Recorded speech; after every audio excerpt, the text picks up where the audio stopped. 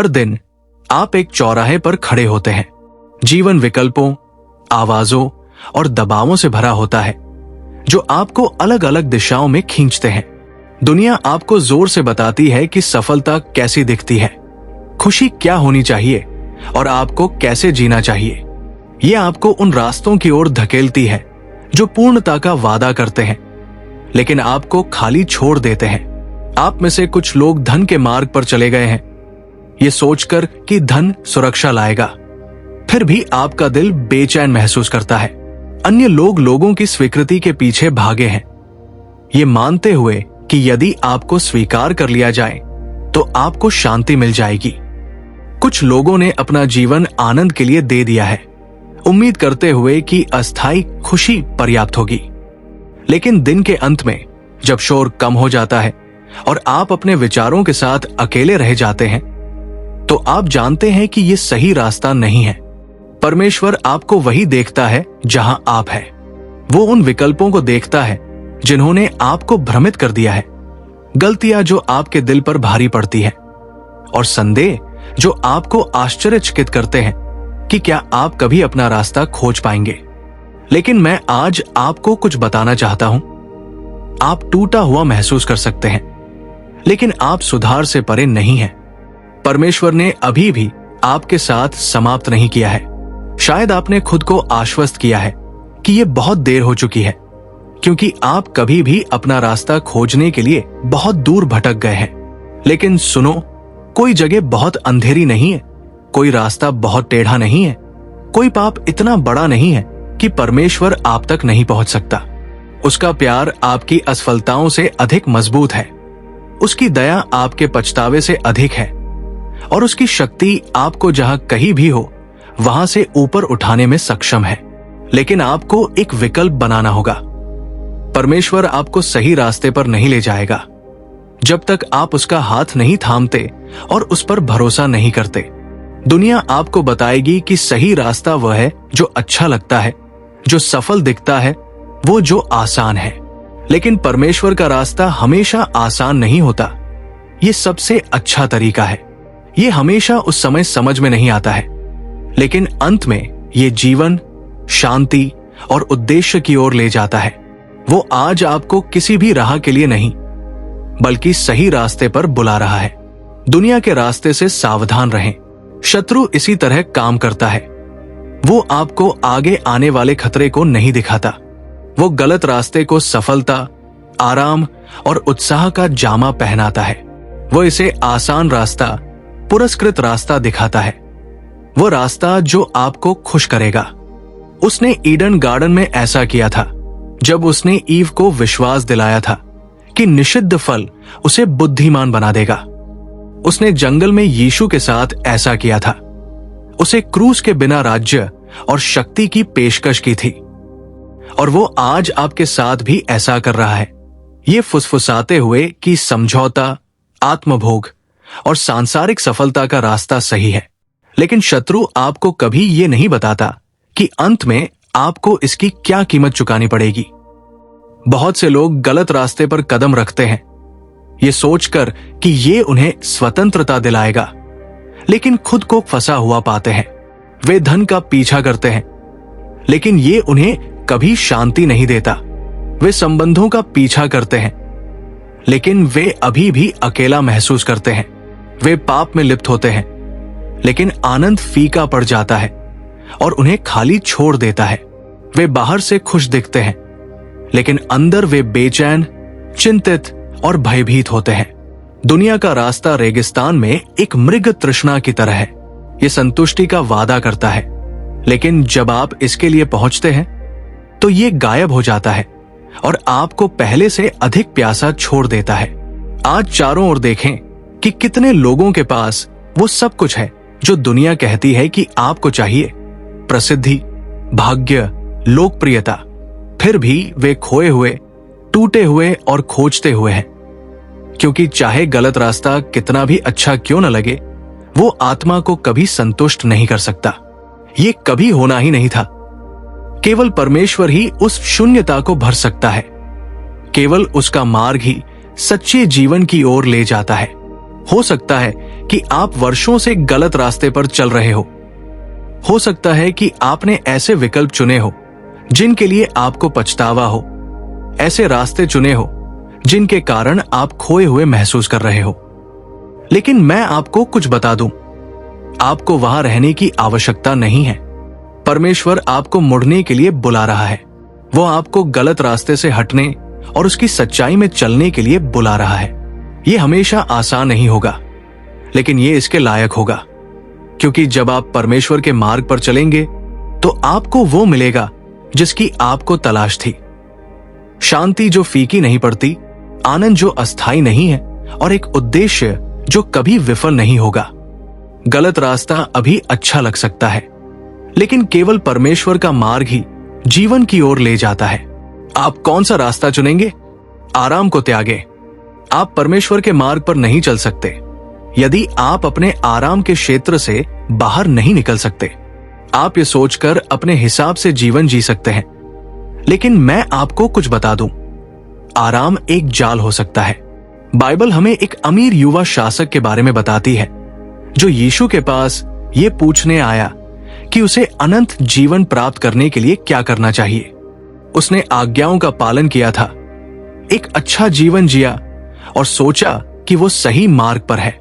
लेकिन जब यीशु ने उससे कहा कि सब कुछ बेच दो और गरीबों को दे दो और मेरा अनुसरण करो, तो युवक दुखी होकर चला गया, क्योंकि वो आरामदायक था। वो परमेश्वर चाहता था, लेकिन वो उन चीजों को पीछे नहीं छोड़ना चाहता था जिससे उसे सुरक्षा महसूस होती थी। वो सही मार्ग के लिए अपने आराम का व्यापार करने को तैयार नहीं था। हम में से कितने ऐसे हैं, हम कहते हैं कि हम परमेश्वर की इच्छा चाहते हैं, लेकिन हम उन चीजों को छोड़ने से डरते हैं जो परिचित लगती है। हम नौकरियों, रिश्तों और जीवन शैली से चिपके रहते हैं जो हमें आरामदायक रखती है, भले ही हम जानते हो कि वे हमें उसके करीब नहीं ले जा रही है। हम उन जगहों पर रहते हैं जो अब हमें आध्यात्मिक रूप से पोषित नहीं करती है, क्योंकि वे सुरक्षित महसूस करती है। लेकिन परमेश्वर आपको वहीं नहीं रखेगा जहां आप आरामदायक महसूस करते हैं। यदि आप उनके मार्ग पर चलना चाहते हैं तो आपको नाव से बाहर पानी में कदम रखना पड़ता है। प्रत्येक व्यक्ति जिसे परमेश्वर ने इस्तेमाल किया था, उसे एक विकल्प चुनना था कि वो अपने आराम क्षेत्र में रहें या अपने बुलावे में कदम रखें। और आज वो विकल्प आपके सामने है। शायद परमेश्वर आपके दिल में कुछ हलचल मचा रहा हो, शायद वो आपको दिशा बदलने के लिए बुला रहा हो, किसी ऐसी चीज से दूर जाने के लिए जो आपको कुछ नया करने में रोक रही हो, लेकिन आप हिचकिचा रहे हैं क्योंकि ये असुविधाजनक है। मैं आपको बता दूं कि सही रास्ता हमेशा आसान नहीं होता है, लेकिन ये हमेशा इसके लायक होता है। आराम अभी अच्छा लग सकता है, लेकिन ये आपको कभी भी उस स्थान पर नहीं ले जाएगा जिसे परमेश्वर ने आपके लिए रखा है। क्या आप आराम का चयन करेंगे या आप परमेश्वर का मार्ग चुनेंगे?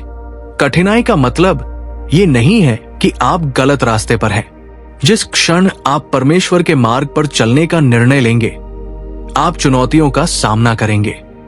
दुनिया आपको बताएगी कि सही मार्ग सहज, प्रयासहीन और पुरस्कारों से भरा होना चाहिए, लेकिन ये वो नहीं है। यूसुफ ने परमेश्वर का अनुसरण किया और ये उसे विश्वासघात, गुलामी और जेल तक ले गया, इससे पहले कि वो अपने भाग्य तक पहुंचे। दानियल ने परमेश्वर का अनुसरण किया और ये उसे शेरों की मांद में ले गया। पौलुस ने परमेश्वर का अनुसरण किया और ये उसे उत्पीड़न, जहाज की बर्बादी और जेल में ले गया। यहां तक कि परमेश्वर के पुत्र यीशु ने भी सही मार्ग अपनाया, लेकिन ये उसे क्रूस तक ले गया। लेकिन सच ये है कि क्रूस अंत नहीं था, पुनरुत्थान आ रहा था। हो सकता है कि आप अभी एक कठिन रास्ते पर चल रहे हो सकता है कि आपने परमेश्वर का अनुसरण करना चुना हो, लेकिन चीजें आसान नहीं हुई हैं, वे और अधिक कठिन हो गई हैं। आपने दोस्तों को खो दिया है, विरोध का सामना किया है या हार मानने का मन किया है। लेकिन सुनिए, कठिनाई का मतलब ये नहीं है कि आप गलत रास्ते पर हैं। इसका मतलब है कि आप परमेश्वर के मार्ग पर हैं। जब आप आज्ञाकारिता में चल रहे होते हैं तो दुश्मन आपसे लड़ेगा, क्योंकि वह जानता है कि परमेश्वर का मार्ग विजय से लेकर आशीर्वाद तक अनंत जीवन की ओर कहाँ ले जाता है। हो सकता है कि आप अभी पूरी तस्वीर न देख पा रहे हो, लेकिन जब आप परमेश्वर के मार्ग पर चलते हैं, आप एक ऐसे भाग्य की ओर बढ़ रहे हैं जो इस दुनिया की किसी भी चीज से परे है। आपका ध्यान विचलित न होने दे। दुश्मन हमेशा शुरू से ही आपको ध्यान भटकाने और धोखे से भटकाने की कोशिश करेगा। शैतान की रणनीति लोगों को परमेश्वर के मार्ग से दूर ले जाने की रही है। वो हमेशा खुले विद्रोह के साथ ऐसा नहीं करता है। वो सूक्ष्म ध्यान भटकाने, छोटे समझौतों और भ्रामक वादों के साथ ऐसा करता है। वो ये नहीं कहता कि परमेश्वर से मुंह मोड़ लो। इसके बजाय वो फुसफुसाता है कि तुम्हारे पास समय है, तुम बाद में परमेश्वर का अनुसरण कर सकते हो, अभी जीवन का आनंद लो। उसने ईडन गार्डन में ऐसा किया जब उसने हव्वा से कहा, क्या परमेश्वर ने वास्तव में कहा? उसने उसके मन में संदेह बोया, जिससे परमेश्वर के मार्ग पर सवाल खड़ा हो गया, और वो आज भी वही करता है। वो आपसे ये प्रश्न कराएगा कि क्या आज्ञाकारिता इसके लायक है। वो पाप को हानि रहित दिखाएगा, जैसा उसने दाऊद के साथ किया था जब बेशबा की बात आई। इसीलिए यीशु चाहता था कि संकरे द्वार से प्रवेश करो, क्योंकि द्वार चौड़ा है और मार्ग चौड़ा है जो विनाश की ओर ले जाता है, और बहुत से लोग इससे प्रवेश करते हैं। मत्ती 7:13। गलत मार्ग पर हमेशा भीड़ रहती है। ये हमेशा आसान लगता है, लेकिन ये आध्यात्मिक मृत्यु की ओर ले जाता है। शायद आज आपका ध्यान भटक गया हो। शायद आपने सही मार्ग पर चलना शुरू किया था, लेकिन किसी चीज ने आपको दूर कर दिया। कोई रिश्ता, कोई आदत, सफलता की खोज, कुछ ऐसा जो पहले हानि रहित लगता था, लेकिन अब इसने आपका ध्यान परमेश्वर से हटा दिया है। अब समय है जागने का। दुश्मन आपको आरामदायक, मनोरंजनपूर्ण और इतना व्यस्त रखना चाहता है कि वो ये न देख सके कि आप भटक रहे हैं, लेकिन परमेश्वर आपको वापस बुला रहे हैं। बाइबल कहती है कि शैतान का विरोध करो और वो तुमसे दूर भाग जाएगा, याकूब 4 के साथ। इसका मतलब है कि तुम्हें उसके झूठ में नहीं पड़ना है, तुम्हें धोखे में नहीं रहना है। तुम आज ही परमेश्वर के मार्ग पर लौटने का चुनाव कर सकते हो। दुश्मन तुम्हें विचलित करने की कोशिश कर सकता है, लेकिन जब तुम अपनी आंखें यीशु पर टिकाओगे तो तुम कभी भी भटक नहीं पाओगे। ध्यान केंद्रित रखो, वफादार रहो, क्योंकि सही मार्ग इसके लायक है। बाइबल आपका नक्शा है। बाइबल वो नक्शा है जो तुम्हें सही मार्ग पर ले जाता है। कल्पना करो कि तुम एक घने जंगल में बिना नक्शे, बिना कंपास और बिना दिशा के किसी बोध के नेविगेट करने की कोशिश कर रहे हो। यही जीवन है जब आप परमेश्वर के वचन के बिना चलने का प्रयास करते हैं। दुनिया अलग अलग राय, दर्शन और आत्म सहायता रणनीतियों से भरी हुई है, लेकिन उनमें से कोई भी आपको सही मायने में ये नहीं दिखा सकता है कि कहाँ जाना है। केवल एक ही मार्गदर्शक है जो अचूक, अपरिवर्तनीय और सत्य है, बाइबल। परमेश्वर ने हमें भ्रम में भटकने के लिए नहीं छोड़ा है। उसने हमें अपना वचन हमारे पैरों के लिए एक दीपक और हमारे मार्ग के लिए एक प्रकाश के रूप में दिया है। जब आप नहीं जानते कि क्या निर्णय लेना है, बाइबल के पास उत्तर है। जब आप खोया हुआ महसूस करते हैं, तो शास्त्र आपको परमेश्वर के वादों की याद दिलाएगा। जब दुश्मन आपको धोखा देने का प्रयास करता है, परमेश्वर का वचन उसके झूठ को उजागर करेगा। लेकिन यहां समस्या यह है कि बहुत से लोगों के पास बाइबल है, लेकिन वे इसे कभी नहीं खोलते हैं। वे परमेश्वर का निर्देश चाहते हैं, लेकिन वे उसी पुस्तक को पढ़ना नहीं चाहते जिसमें यह है। बाइबल सिर्फ एक और किताब नहीं है, ये जीवित और सक्रिय है। इब्रानियों 4:12। इसमें दिलों को बदलने, जंजीरों को तोड़ने और आपको अंधेरे से बाहर निकालने की शक्ति है। यीशु ने कभी अपनी भावनाओं या राय से नहीं लड़ा, वो शास्त्र से लड़ता था। हर बार जब दुश्मन उसके खिलाफ आया, यीशु ने जवाब दिया, ये लिखा है। और यदि परमेश्वर का पुत्र शब्द पर निर्भर था, तो हमें इसकी कितनी अधिक आवश्यकता है। शायद आज आप भ्रम से जूझ रहे हैं। आप नहीं जानते कि किस रास्ते पर जाना है। आप दुनिया की आवाजों को सुन रहे हैं, दोस्तों की सलाह या यहां तक कि अपनी भावनाओं को भी। लेकिन ये आपको पहले से कहीं अधिक खो दिया है। ये स्रोत पर वापस जाने का समय है। बाइबल खोले, इसे पढ़े, इस पर ध्यान दे, इसे आपको मार्गदर्शन करने दे। क्योंकि यदि आप परमेश्वर के वचन का पालन करते हैं तो आपको कभी भी गलत दिशा में नहीं ले जाया जाएगा। बाइबल सिर्फ एक किताब नहीं है, ये सही रास्ते के लिए आपका नक्शा है। यीशु ही एकमात्र मार्ग है। यीशु स्वयं ही मार्ग है और उनके बिना हर रास्ता विनाश की ओर ले जाता है। बहुत से लोग सही रास्ते की खोज कर रहे हैं, लेकिन वे गलत जगहों पर देख रहे हैं। कुछ लोग सोचते हैं कि धर्म ही रास्ता है, अन्य लोग मानते हैं कि अच्छे काम उन्हें वहां ले जाएंगे। कुछ लोग अपने स्वयं के ज्ञान का पालन करते हैं। यीशु ने कहा, मैं ही मार्ग, सत्य और जीवन हूं। बिना मेरे द्वारा कोई पिता के पास नहीं पहुंच सकता। यूहन्ना 14:6। इसका मतलब है कि हर दूसरा रास्ता, चाहे कितना भी आकर्षक हो, चाहे कितना भी तार्किक हो, अंततः विनाश की ओर ले जाएगा। दुनिया इस संदेश से नफरत करती है क्योंकि ये एक विकल्प की मांग करती है। लोग ये विश्वास करना चाहते हैं कि वे परमेश्वर तक अपना रास्ता खोज सकते हैं। वे थोड़े से विश्वास को थोड़े से व्यक्तिगत दर्शन के साथ मिलाना चाहते हैं। लेकिन मेरी बात सुनिए, यीशु के बिना कोई सही रास्ता नहीं है। वो सिर्फ एक अच्छा शिक्षक नहीं है, सिर्फ एक पैगंबर नहीं है, सिर्फ अनुसरण करने के लिए एक उदाहरण नहीं है। वो उद्धार करता है, अनंत जीवन का एकमात्र द्वार है। इस बारे में सोचें, यदि परमेश्वर तक पहुंचने के कई रास्ते होते तो यीशु को क्यों मरना पड़ा? उसने क्रूस क्यों सहा? यदि हम अपने प्रयास, अपनी अच्छाई या अपनी बुद्धि से बच सकते थे तो यीशु का बलिदान अनावश्यक था। लेकिन वो क्रूस पर चढ़ गया क्योंकि कोई और रास्ता नहीं था। पाप ने हमें परमेश्वर से अलग कर दिया था और केवल यीशु का खून ही वापसी का रास्ता बना सकता था। जिस क्षण आप उस पर विश्वास रखेंगे, वो आपका हाथ थाम लेगा और आपको सही मार्ग पर ले जाएगा। ये धर्म के बारे में नहीं है, ये अधिक प्रयास करने के बारे में नहीं है, ये उस एक को जानने के बारे में है जो सही मार्ग है। यीशु ही एकमात्र मार्ग है जो जीवन की ओर ले जाता है। क्या आप उसका अनुसरण करेंगे? भरोसा रखें, भले ही आपको समझ में ना आए। परमेश्वर के मार्ग पर चलने के बारे में सबसे अच्छी बात यह है कि यह हमेशा समझ में नहीं आएगा। वो हमेशा आपको पूरी तस्वीर नहीं दिखाता है। वो हमेशा आपको सभी उत्तर पहले से नहीं देता है।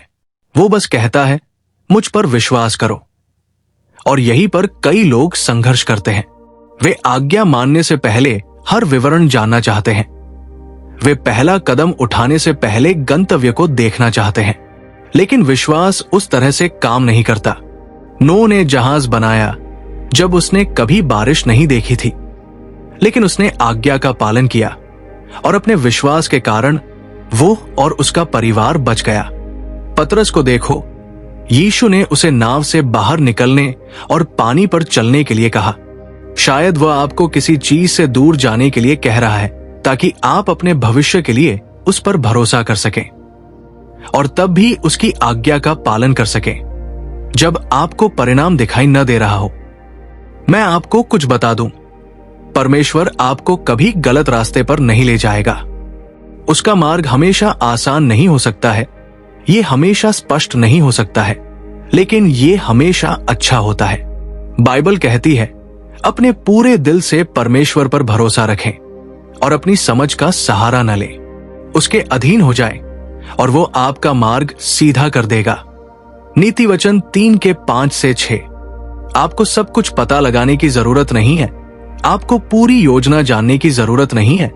आपको केवल उस पर भरोसा करना है जो करता है, क्योंकि जब आप उस पर भरोसा करते हैं तो वो आपको कभी अकेले नहीं चलने देगा। विश्वास सब कुछ समझने के बारे में नहीं है, ये उस पर भरोसा करने के बारे में है जो करता है। क्या आप आज उस पर भरोसा करेंगे? परमेश्वर आपके लिए द्वार खोलता है। जब आप परमेश्वर के मार्ग पर चलेंगे तो वो दरवाजे खोलेगा जिसे कोई बंद नहीं कर सकता। यूसुफ को देखिए, उसके भाइयों ने उसे धोखा दिया और उसे उस अपराध के लिए जेल में डाल दिया गया जो उसने नहीं किया था। ऐसा लग रहा था जैसे उसके सामने हर दरवाजा बंद हो गया था, लेकिन क्योंकि वो वफादार रहा, परमेश्वर ने एक दरवाजा खोल दिया जो उसे एक ही पल में जेल से महल तक ले गया। इस देर को देखो, वो एक अनाथ और बाहरी थी, लेकिन क्योंकि वो आज्ञाकारिता में चलने को तैयार थी, परमेश्वर ने उसके लिए राजा के सामने खड़े होने और एक पूरे राष्ट्र को बचाने के लिए एक दरवाजा खोला। पौलुस को देखो, उसने मारपीट, अस्वीकृति और उत्पीड़न का सामना किया, फिर भी परमेश्वर ने उसके लिए दुनिया भर में सुसमाचार फैलाने के लिए दरवाजे खोले। जब आप परमेश्वर की इच्छा में चलते हैं तो कोई भी दुश्मन, कोई भी परिस्थिति, पृथ्वी पर कोई भी शक्ति आपके लिए उनके द्वारा खोले गए दरवाजों को बंद नहीं कर सकती। शायद अभी आपको ऐसा लग रहा है कि आप एक मृत अंत पर पहुंच गए हैं। आपने परमेश्वर का अनुसरण करने की कोशिश की है, लेकिन कुछ भी नहीं हो रहा है। आपने दरवाजों पर दस्तक दी है, लेकिन वे नहीं खुले हैं। आप आज्ञाकारिता में चल रहे हैं, लेकिन कोई उत्तर नहीं आ रहा है। सुनिए, सही समय पर सही द्वार खुलेगा। प्रकाशित वाक्य 3:8 कहता है, देखो, मैंने तुम्हारे सामने एक खुला द्वार रखा है जिसे कोई बंद नहीं कर सकता। जब परमेश्वर द्वार खोलेगा तो तुम्हें उस पर बल नहीं डालना पड़ेगा, तुम्हें हेरफेर या प्रयास नहीं करना पड़ेगा। तुम बस उसमें चलोगे जो उसने तुम्हारे लिए पहले से तैयार किया है। कुंजी है वफादार बने रहना, भरोसा करते रहना और आज्ञाकारिता में चलते रहना, क्योंकि जब तुम परमेश्वर के मार्ग पर चलते हो तो वो तुम्हें उन स्थानों पर ले जाएगा जिनकी तुमने कभी कल्पना भी नहीं की होगी। क्या तुम उन द्वारों में कदम रखने के लिए तैयार हो जो वो तुम्हारे लिए खोल रहा है? सच्ची शांति और संतुष्टि। संसार अनेक चीजों का वादा करता है, सफलता, धन, सुख और मान्यता, लेकिन उनमें से कोई भी सच्ची शांति नहीं ला सकता। तुम उन सभी चीजों के पीछे भाग सकते हो जो ये संसार प्रदान करता है, लेकिन अंत में तुम फिर भी खालीपन महसूस करोगे यदि तुम परमेश्वर की इच्छा में नहीं चल रहे हो। इसीलिए इतने सारे लोग बेचैन हैं। उनके पास वो सब कुछ है जो वे चाहते थे, लेकिन कुछ अभी भी कमी है। उनकी आत्माएं किसी महान चीज की खोज कर रही हैं, कुछ स्थायी। वो कुछ है परमेश्वर की उपस्थिति, परमेश्वर का जीवन। उपदेशक सुलेमान ने कहा कि सब कुछ व्यर्थ है हवा के पीछे भागना, क्योंकि परमेश्वर के अलावा कुछ भी वास्तव में संतुष्ट नहीं करता। उड़ाऊ पुत्र को देखो, उसने सोचा कि वो अपने पिता का घर छोड़कर और अपनी शर्तों पर जीवन जीकर खुशी पा सकता है, लेकिन वो कहा था, खोया, टूटा और खाली। जब तक वो पिता के पास वापस नहीं आया, तब तक उसे वो नहीं मिला जिसके लिए उसकी आत्मा वास्तव में तरस रही थी। हो सकता है कि आप ये सोचकर चीजों के पीछे भागते रहे हो कि वे आपको पूर्णता प्रदान करेंगी। हो सकता है कि आपने खुद से कहा हो कि अगर मुझे वो नौकरी, वो घर, वो रिश्ता मिल जाए तो मैं अंततः खुश हो जाऊंगा। लेकिन गहराई से आप सच्चाई जानते हैं कि इस दुनिया में परमेश्वर के अलावा कुछ भी आपकी आत्मा में शून्य को नहीं भर सकता है। शांति धन में नहीं मिलती है, ये प्रसिद्धि में नहीं मिलती, ये सफलता में नहीं मिलती। सच्ची शांति केवल परमेश्वर की उपस्थिति में मिलती है। यशाया 26:3 कहता है, जिसका मन तुझ में लगा है उसको तू पूर्ण शांति में रखेगा, क्योंकि वह तुझ पर भरोसा करता है। तो मैं आपसे पूछता हूं कि आप किसका पीछा कर रहे हैं? क्या आप उन चीजों के पीछे भाग रहे हैं जो आपको खाली छोड़ देंगी, या आप परमेश्वर की इच्छा की शांति में चल रहे हैं? क्योंकि सही मार्ग, वो मार्ग जो सच्ची पूर्णता की ओर ले जाता है, वो है जो आपको उसके करीब लाता है। और जब वो आपके पास होता है तो आपके पास सब कुछ होता है। आत्मसमर्पण की शक्ति। लोगों के लिए परमेश्वर का अनुसरण करने में संघर्ष करने का सबसे बड़ा कारण यह है कि वे आत्मसमर्पण नहीं करना चाहते। वे परमेश्वर का आशीर्वाद चाहते हैं, लेकिन वे अपनी योजनाओं को छोड़ना नहीं चाहते। वे परमेश्वर का मार्गदर्शन चाहते हैं, लेकिन वे नियंत्रण भी चाहते हैं। लेकिन मैं आपको कुछ बता दूं कि आप अपने तरीके से चलते हुए परमेश्वर के मार्ग पर नहीं चल सकते। यीशु का अनुसरण करने के लिए समर्पण की आवश्यकता होती है, लेकिन बदले में आपको जो मिलता है वो आपके पीछे छोड़ी गई किसी भी चीज से कहीं अधिक है। शिष्यों को देखो, जब यीशु ने उन्हें बुलाया तो उन्होंने सब कुछ छोड़ दिया। पतरस, अंद्रयास, याकूब और यूहन्ना अपने मछली पकड़ने के व्यवसाय से दूर चले गए। मत्ती ने अपने कर संग्रहकर्ता बूथ को छोड़ दिया। उन्होंने तब तक इंतजार नहीं किया जब तक कि यह सुविधाजनक न हो। उन्होंने एक बैकअप योजना नहीं बनाई। उन्होंने सब कुछ समर्पित कर दिया और बदले में वे परमेश्वर के पुत्र के साथ चले। पौलुस को देखो, उसके पास स्थिति, शिक्षा और शक्ति थी, लेकिन जब वो यीशु से मिला तो उसने मसीह को जानने की तुलना में अपना सारा नुकसान कर दिया और अपने समर्पण के कारण उसने दुनिया को बदल दिया। नियंत्रण खोना डरावना लग सकता है, लेकिन मेरी बात सुनना, जब आप छोड़ देते हैं तो परमेश्वर हस्तक्षेप करते हैं। जब आप समर्पण करते हैं तो वे आपको और ऊपर ले जाते हैं। जब आप अपनी योजनाओं को छोड़ देते हैं तो वे उन्हें किसी और महान चीज से बदल देते हैं। यीशु ने कहा, जो कोई भी अपना जीवन बचाना चाहता है वो इसे खो देगा, लेकिन जो कोई भी मेरे लिए अपना जीवन खो देता है वो इसे पा लेगा। मत्ती 16:25। इसका मतलब है कि सच्चा जीवन अपनी इच्छाओं का पीछा करने में नहीं मिलता है, ये परमेश्वर की इच्छा के सामने आत्मसमर्पण करने में मिलता है। दुश्मन आपको यह बताने की कोशिश करेगा कि परमेश्वर का अनुसरण करने का मतलब है चूक जाना, लेकिन सच्चाई यह है कि एकमात्र वास्तविक नुकसान उस जीवन से दूर जाना है जो परमेश्वर ने आपके लिए रखा है। क्या आप आज आत्मसमर्पण करने के लिए तैयार हैं? क्या आप सब कुछ उनके चरणों में रखने के लिए तैयार हैं और भरोसा करते हैं कि उनकी योजना बेहतर है? क्योंकि जब आप ऐसा करेंगे तो आपको एहसास होगा कि आपने कुछ भी नहीं खोया, आपने सब कुछ पा लिया है। सही मार्ग में हमेशा समर्पण की आवश्यकता होती है, लेकिन जो आप परमेश्वर से प्राप्त करते हैं वो उससे कहीं अधिक मूल्यवान है। हर संघर्ष सार्थक है। कठिनाई, हर बाधा, हर संघर्ष सार्थक है, क्योंकि आप परमेश्वर के साथ चल रहे हैं। मूसा को देखो, उसने परमेश्वर की आज्ञा का पालन किया और इस्राएल को मिस्र से बाहर निकाला, लेकिन यात्रा परीक्षणों से भरी थी। लाल सागर उसके रास्ते में खड़ा था।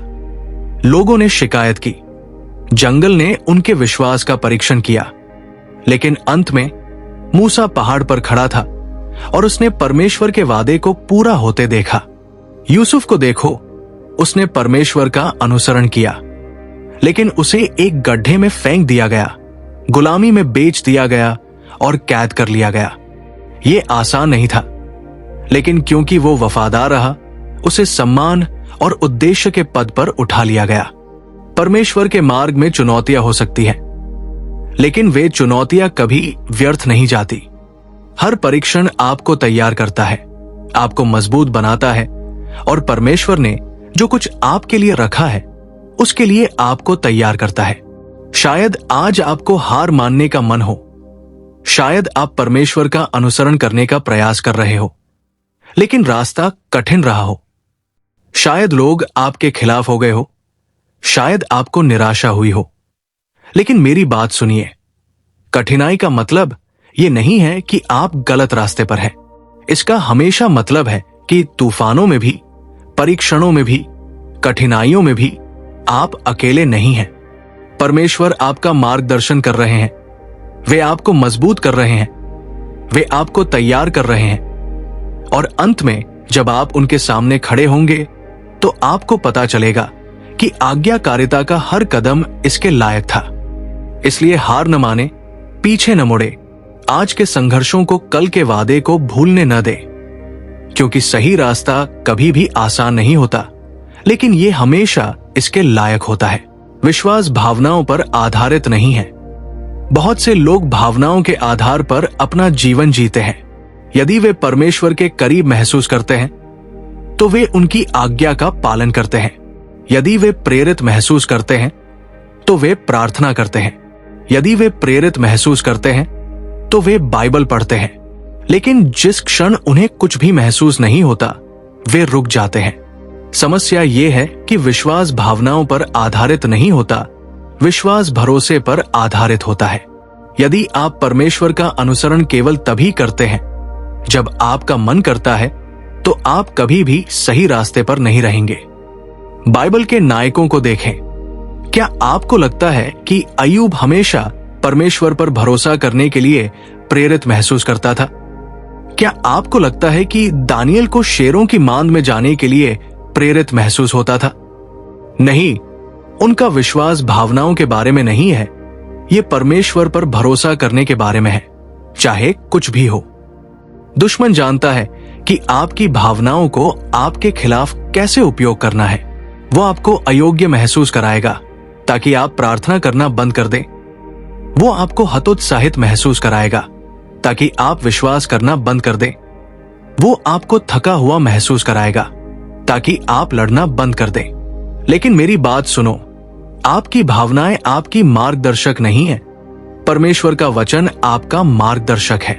बाइबल कहती है कि हम दृष्टि से नहीं, विश्वास से चलते हैं, 2 कुरिन्थियों 5 के साथ। इसका मतलब है कि जब आपको कुछ भी महसूस नहीं होता है, तब भी जब आपको परिणाम नहीं दिखते हैं, तब भी जब ऐसा लगता है कि कुछ भी नहीं हो रहा है, तो आप चलते रहें, आप भरोसा करते रहें, आप विश्वास करते रहें। शायद आज आपको प्रार्थना करने का मन न हो, आपको पूजा करने का मन न हो, आपको परमेश्वर पर भरोसा करने का मन न हो, लेकिन यही वो क्षण है जब वास्तविक विश्वास का परीक्षण होता है। क्या आप तब भी चलते रहेंगे जब आपको यह महसूस न हो? आप अकेले नहीं हैं। कभी कभी ये आपको अकेला खड़ा कर देगा। जब आप धार्मिकता में चलने का चुनाव करते हैं, हर कोई आपके साथ नहीं चलेगा। कुछ दोस्त दूर हो सकते हैं, कुछ परिवार के सदस्य शायद नहीं समझेंगे, दुनिया आपको अस्वीकार कर सकती है। लेकिन मेरी बात सुनो, तुम अकेला महसूस कर सकते हो, लेकिन तुम कभी भी वास्तव में अकेले नहीं हो। परमेश्वर हर कदम पर तुम्हारे साथ है। शायद आज आपको ऐसा लगे कि आप अकेले इस मार्ग पर चल रहे हैं।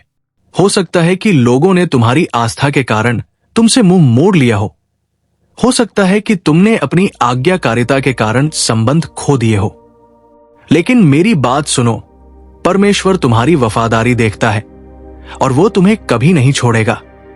यीशु ने कहा, मैं हमेशा तुम्हारे साथ हूं, यहां तक कि उम्र के अंत तक। मत्ती 28:20। इसका मतलब है कि हर एकांत क्षण में, हर मुश्किल मौसम में, हर आंसू में जो तुम रोते हो, परमेश्वर वही है। दुनिया चाहती है कि आप समझौता करें ताकि आप फिट हो सकें। दुश्मन चाहता है कि आप विश्वास करें कि आप चूक रहे हैं, लेकिन मैं आपको कुछ बता दूं, उसके पास तुम्हारे लिए सब कुछ है। चलते रहो, भरोसा रखो और तुम परमेश्वर के मार्ग को देखोगे। हो सकता है कि तुम दूसरों से अलग हो जाओ, लेकिन तुम कभी अकेले नहीं चलोगे। केवल एक ही मार्ग है। दुनिया कई रास्ते, कई दर्शन और जीवन जीने के कई तरीके प्रदान करती है। कुछ लोग कहते हैं कि अपने दिल की सुनो, दूसरे कहते हैं कि वही करो जिससे तुम्हें खुशी मिलती है। लेकिन मैं तुम्हें सच बताता हूं कि हर रास्ता जीवन की ओर नहीं ले जाता। यीशु ने यह स्पष्ट किया जब उन्होंने कहा कि चौड़ा है वो मार्ग जो विनाश की ओर ले जाता है और कई लोग इससे प्रवेश करते हैं, लेकिन संकीर्ण है वो मार्ग जो जीवन की ओर ले जाता है और केवल कुछ ही इसे पाते हैं। मत्ती 7:13-14। इसका मतलब है कि हर रास्ता सुरक्षित नहीं है, हर विकल्प सही नहीं है, हर रास्ता परमेश्वर की ओर नहीं जाता है। आज दुनिया को देखो, बहुत से लोग परमेश्वर की उपेक्षा करते हुए अपने तरीके से चल रहे हैं, अस्थायी चीजों के पीछे भाग रहे हैं, ये सोचते हुए कि वे अपने भाग्य के नियंत्रण में हैं। लेकिन ये खालीपन, टूटन और पछतावा कहाँ ले जाता है? बाइबल कहती है कि एक रास्ता है जो मनुष्य को सही लगता है, लेकिन अंत में ये मृत्यु की ओर ले जाता है। नीति वचन 14:12। दुश्मन लोगों को ये सोचने में धोखा देना पसंद करता है कि वे जैसे चाहे वैसे जी सकते हैं, वे जो चाहे कर सकते हैं, और फिर भी स्वर्ग में पहुंच सकते हैं। लेकिन सच्चाई यह है कि अनंत जीवन का केवल एक ही रास्ता है और उसका नाम यीशु है। यीशु ने कहा कि मैं ही मार्ग, सत्य और जीवन हूं। बिना मेरे द्वारा कोई पिता के पास नहीं पहुंच सकता। यूहन्ना 14:6। इसका मतलब है कि वो सिर्फ एक रास्ता नहीं है, वो एकमात्र रास्ता है। वो सिर्फ एक विकल्प नहीं है, वो अनंत जीवन का एकमात्र रास्ता है। दुनिया आपको शॉर्टकट देने की कोशिश कर सकती है, लेकिन परमेश्वर के लिए कोई शॉर्टकट नहीं है। एक रास्ता है और वो है यीशु मसीह में विश्वास के माध्यम से। इसीलिए आज आपके पास एक विकल्प है कि क्या आप विनाश की ओर ले जाने वाले चौड़े रास्ते पर चलते रहेंगे या आप जीवन की ओर ले जाने वाले संकीर्ण रास्ते पर कदम रखेंगे। क्योंकि सही रास्ता सिर्फ आपका जीवन नहीं बदलता है, ये आपको अनंत जीवन की ओर ले जाता है। दरवाजा खुला है, निमंत्रण आपका इंतजार कर रहा है। क्या आप वो रास्ता चुनेंगे जो परमेश्वर की ओर जाता है? मेरे दोस्त, आपके द्वारा चुना गया रास्ता आपका भाग्य निर्धारित करता है। परमेश्वर जानता है कि आपको सही रास्ते की जरूरत है, न कि सिर्फ एक अच्छे रास्ते की, न सिर्फ एक आरामदायक रास्ते की, बल्कि उसके रास्ते की। दुनिया आपको कई रास्ते देगी, लेकिन सिर्फ एक ही सच्ची शांति, सच्चे उद्देश्य और अनंत जीवन की ओर ले जाता है। हो सकता है कि आप भटक रहे हो सकता है कि आपने कुछ गलत मोड़ ले लिए हो सकता है कि आप आत्मसमर्पण करने से डरते हो। लेकिन मेरी बात सुनो, समर्पण की आवश्यकता है, लेकिन यह आपको कभी खाली नहीं छोड़ेगा। यह आपको कभी भटकाएगा नहीं और यह आपको कभी निराश नहीं करेगा।